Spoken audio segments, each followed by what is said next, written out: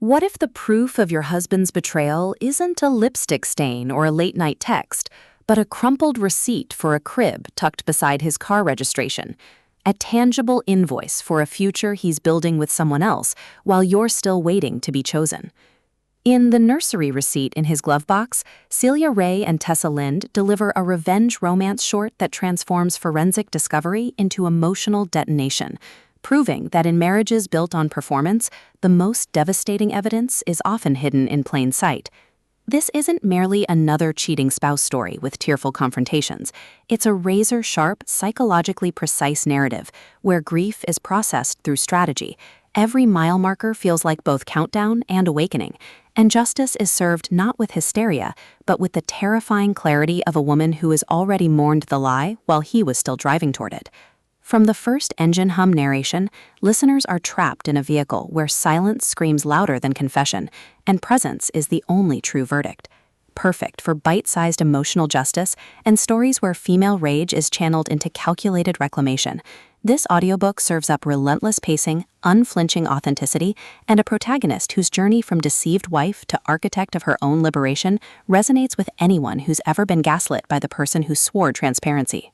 When marketing executive Lena Carter discovers the Nursery receipt during a routine car wash, she expects an explanation, not to realize the date aligns perfectly with the weekend he claimed to be at a conference, and the store location sits 3 blocks from his junior colleague's apartment. But as Lena navigates the dissonance between his curated domestic persona and his digital double life, she understands this discovery isn't about catching him, it's about reclaiming the narrative he assumed she'd never access. Raye and Lynde masterfully avoid reducing Lena to victim or her husband to cartoonish villain. Instead, they craft a story where betrayal becomes catalyst, where consent is renegotiated through boundaries rather than pleas, and where power shifts not through confrontation but through quiet, irreversible action.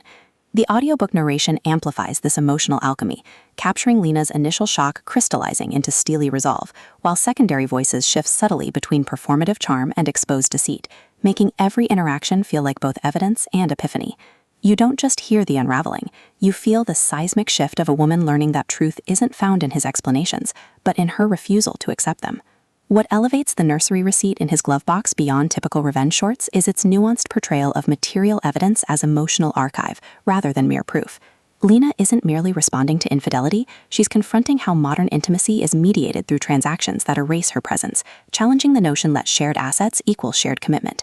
Her retaliation evolves through acts of radical reciprocity with herself, documenting discrepancies without drama, setting financial and emotional boundaries that protect her future self, and honoring her grief without letting it define her worth.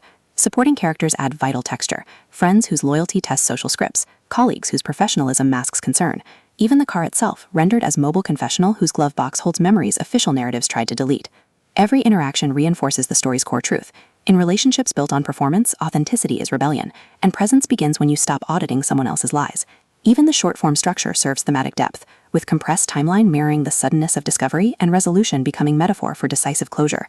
For audiobook listeners, this production is pure auditory catharsis with precision. The narrator embodies Lena's evolution with remarkable distinction, from fractured disbelief to unwavering clarity, while supporting characters are distinguished through vocal textures that hint at hidden agendas without telegraphing outcomes. Sound design enhances atmosphere without overwhelming intimacy. Distant engine rumbles marking emotional pivots, rain against windshield during strategic planning, the hushed crinkle of paper sinking with breath during moments of revelation, all anchored digital stakes and sensory reality.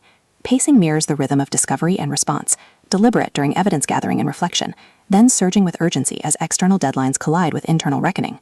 Whether you're commuting through daily routines or unwinding in twilight solitude, the audiobook creates a portable war room where isolation feels absolute and agency feels lifeline. It's storytelling as embodied validation, transforming passive listening into active participation in a journey where justice isn't loud, it's inevitable. Ultimately, the Nursery receipt in his glove box redefines revenge romance by centering female epistemology within material frameworks. It satisfies genre cravings for satisfying payoffs and emotional resolution, while delivering substantive commentary on technological intimacy, masculine entitlement, and the radical act of trusting your own perception when systems are designed to obscure it. No prior series knowledge is needed. It stands confidently as a complete emotional odyssey in compact form. If you've ever wondered whether betrayal can be survived without losing yourself, or if true strength requires silence over spectacle, this audiobook will affirm that sometimes the most powerful response is simply updating your own map and deleting his destination. Press play, close the glove box on doubt, and prepare to believe that even in landscapes shaped by deception, hearts still find ways to reset. Your next favorite revenge tale isn't waiting in grand gestures, it's waiting in the brave, trembling choice to prioritize your truth over his time.